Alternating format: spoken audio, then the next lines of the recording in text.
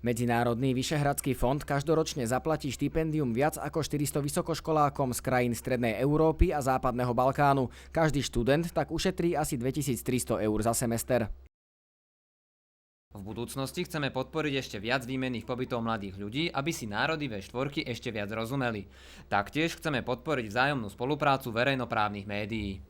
Fond prispieva napríklad aj na divadelný festival Error, v ktorom účinkujú najmä bezdomovci a ľudia s mentálnym či fyzickým postihnutím. Fond podporil už tretí rok aj vyšehradské cyklistické preteky, ktoré sa na Slovensku konali pred 2 týždňami. Bolo to amatérske podujatie a za tie 3 roky sa vypracovalo na profesionálnu súťaž a čo je veľmi dôležité, že sa to započítava aj do olympijského bodovania. Pätina z 8 miliónového rozpočtu fondu putuje na podporu štátov mimo V4, najviac na Ukrajinu. Vyšehradský fond o 2 týždne usporiada medzinárodnú konferenciu na Ukrajine, kde sa bude hovoriť aj o reverznom toku plynu. Energetická efektívnosť, to znamená oblasť, kde môže Ukrajina ušetriť energiu, tak je veľmi dôležitá pre nich. A tu Slovensko si zobralo zodpovednosť v podstate byť akýmsi, by som povedal, promotérom alebo nejakým garantom. Vyšehradský fond rozdelil za 15 rokov existencie 62 miliónov eur. Slovenskí žiadatelia čerpali z tejto sumy asi 22% prostriedkov.